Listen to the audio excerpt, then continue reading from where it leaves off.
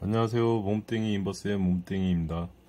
예, 1월 25일 수요일 아침 일어나서 혈당을 재보니까 141이 나왔습니다. 오늘 조금 늦게 일어났는데요. 어제는 자기 전에 136, 그리고 어제 공복 혈당에 아침 일어나서 145, 그리고 제가 아몬드를 한 움큼 정도 먹었어요. 먹고 2시간 있다가 혈당을 쟀는데 168이 나왔습니다. 그러니까 피스타치오를 먹었을 때는 10 정도밖에 안 올라갔는데 공복에 아몬드를 먹고 재보니까 20이 넘었어요. 그러니까 피스타치오가 공복 혈당에 조금은 도움이 됐던 것 같아요. 아침에 일어나자마자 간식으로 아몬드를 먹고 제대로 된 아침을 9시 반쯤에 먹고 2시간 후에 재보니까 173이 나왔습니다. 그러니까 뭐 168에서 173이니까 뭐 얼마 오르지는 않았네요. 당뇨식을 했고 또 이렇게 움직이지는 않고 이렇게 제가 일 보고 활동만 하니까 1시 20분에 103까지 떨어졌어요. 그리고 제가 어디를 좀 갔다 오다가 유혹을 못 이겨가지고 떡볶이 집 그 자판에서 떡볶이에 떡은 빼고 어묵하고 삶은 달걀하고 그렇게만 먹었는데 1시간 좀 지나서 재보니까 226이 나오더라고요. 어묵 자체에서 탄수화물이 있는 건지 아니면 떡볶이 국물에 이게 설탕 그런 성분 때문에 이렇게 올랐는지는 모르겠는데 갑자기 많이 올랐어요. 123까지 혈당 스파이크를 일으켰습니다. 그 유혹을 참았어야 되는데 제가 워낙 떡볶이를 좋아해서. 그리고 또 2시간 후에 재보니까 166까지 떨어지더라고요. 어제는 운동을 그렇게 하지 않았어요.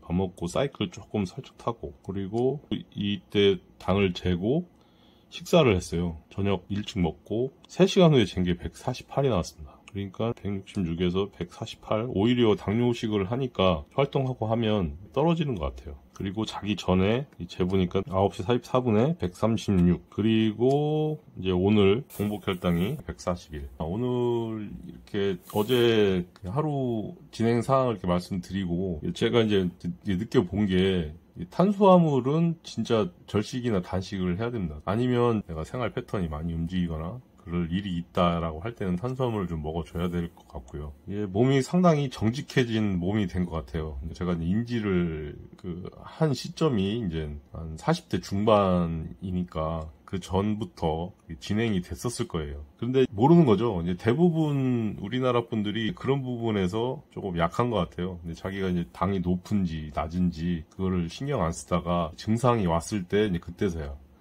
제가 한 달 전에도 그랬고 5년 전에도 그랬고, 이제 증상이 어떻게 나오냐면 고혈당일 때 200이 넘고 뭐 300이 넘고 이럴 때는 살이 갑자기 빠진다. 그러니까 이 기준은 그 살집이 있는 비만형 당뇨인들 기준입니다.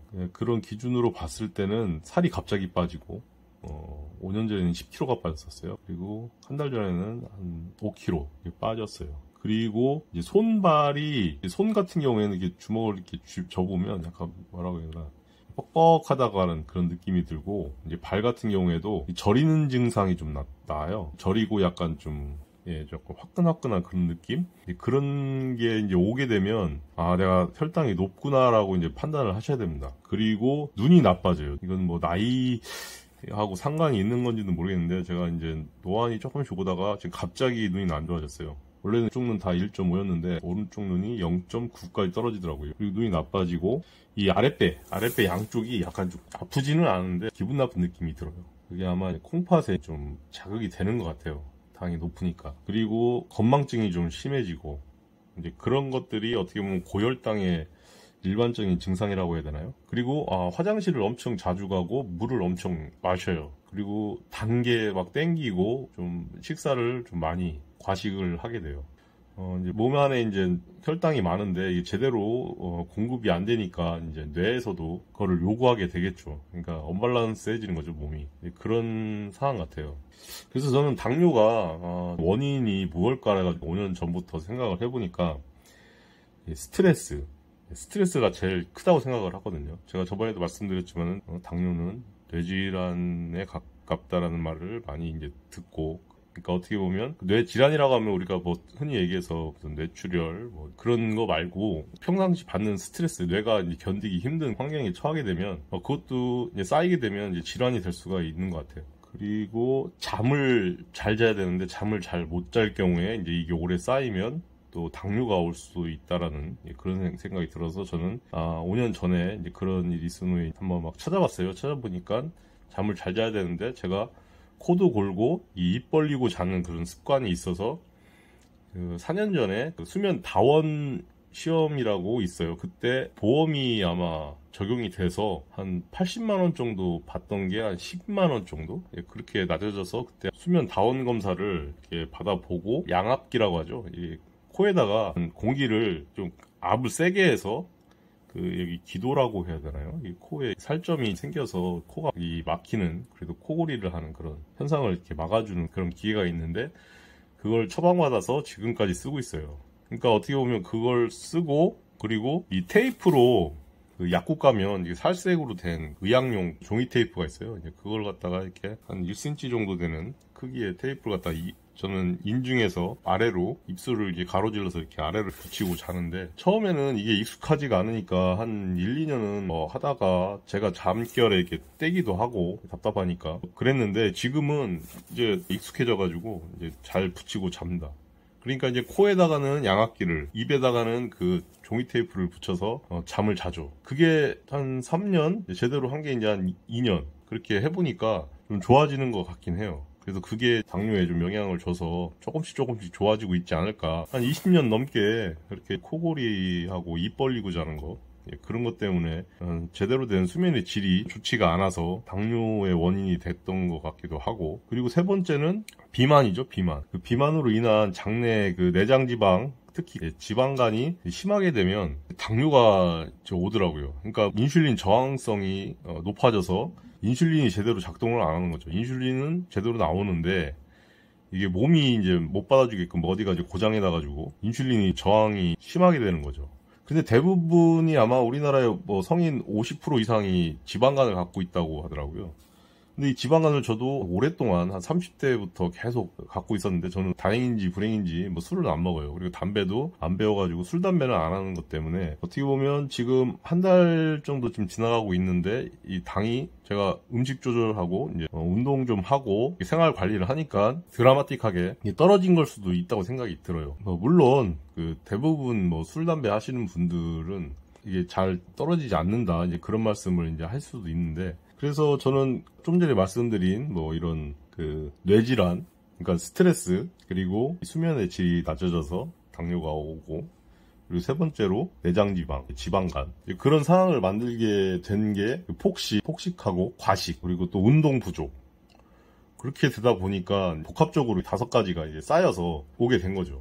버티다 제가 40대 중반에 이게 땅 터졌는데, 사실 직장 생활하면서 이게 힘들지 않습니까? 제가 지금까지 이제 뭐 영상으로 이렇게 말씀드리는 그런 과정이, 사실 이 직장 생활하면서 이렇게 야간 먹고 당을 잡는다는 게 사실은 힘들어요. 그러다 보니까 대부분의 저랑 나이가 이제 비슷하거나 한참 일할 때고 이제 뭐 그럴 나이이기 때문에 이 관리하기가 직장 생활하면서 한다는 게 쉽지는 않을 거라는 거는 저도 충분히 이해는 합니다. 그래서 저도 과감하게 잘 다니는 회사를 때려치고 이렇게 하는데, 솔직히 이제 한 달 정도 지나니까 또 이제 그 월급의 압박이 있는 거는 사실이고, 그거는 뭐 제가 개인적으로 이렇게 계획하고 있는 게 있어서 일을 안 하고도 생활비 정도는 들어올 수 있게끔 이제 만들어 놓으려고 하는 게 있어서 거기에 이제 의존을 하면서 이제 당 관리를 할 계획입니다. 그러다 보니까 당뇨는 병이 아니다라는 말씀들을 많이 하세요, 요즘 의사분들은. 그래서 저도 당뇨는 병이 아니고, 당뇨는 하나의 증상이고, 그 당뇨로 인해서 합병증이 이제 생기지 않습니까? 그래서 모세혈관이 많은 뭐 눈, 그리고 뇌, 그 족부, 발끝 그쪽에 이제 합병증이 이제 많이 이제 나는데, 신장의 합병증이, 모세혈관이 이제 망가지게 되면 이제 투석을 해야 되는 이제 상황이고, 그러면 신장이 망가지니까요. 그리고 족부, 그러니까 발끝이 이제 뭐 상처가 나거나 이래가지고 이제 거의 궤양이 생겨서 발이 썩어 들어가는 이제 그런 또 그 합병증이 또 있고, 그리고 눈, 각막이 이제 퇴화돼서 실명, 이런 것도 있고, 그게 병이죠. 그러니까 그 병에 이르게 만드는 게 당뇨인 거고, 이 혈관을 관리를 잘 해야 된다고 하더라고요. 그래서 혈관을 잘 관리하려면 아까도 말씀드린 그 원인 운동 부족의 역으로 운동을 해야 되는 거고, 그리고 그 비타민 P라고 해서 귤 껍질 안에 있는 그 하얀 부분 있지 않습니까? 털처럼. 그 부분에 이제 비타민 P가 많고, 그리고 메밀에 비타민 P가 많다고 하더라고요. 이제 그 비타민 P가 그 혈관을 이게 탄력 있게 만들어 준다고 하더라고요. 혈관을 이제 튼튼하게 탄력 있게 만들어 줘서 점점 이제 나이가 먹고 이제 그 혈압이 이제 오르면 그 혈압이 혈관을 자극을 해서 그 몸 자체에서 이 혈관을 딱딱하게 만들어주는 호르몬이 나온다고 하더라고요. 그래서 그런 부분을 좀 방지를 해야 되는, 그리고 혈관이 좀 튼튼하게 하는데 그런 게 좋아서 저도 그 진피라고 하죠. 귤 껍데기를 진피차 마시려고 하고, 그리고 메밀차, 차로 만들어서 보리차처럼 이렇게 마시려고 하는 그런 노력을 하고 있습니다. 오늘 좀 장황하게 말씀을 드렸는데요. 자기가 좋아하는 음식을 이제 참아야 되는 뭐 그런 상황인데 제가 그걸 못 참고 이렇게 또 어제도 스파이크를 한번 또 겪었어요. 그리고 제가 겪은 증상과 그 원인이라고 생각하는 것들, 그리고 생활 습관을 먼저 바꿔야 된다는 거, 오늘 말씀드리는 거는 여기까지 하고요. 끝까지 봐주셔서 감사합니다. 구독, 좋아요, 알림까지 부탁드리겠습니다. 예, 감사합니다. 멈탱이였습니다.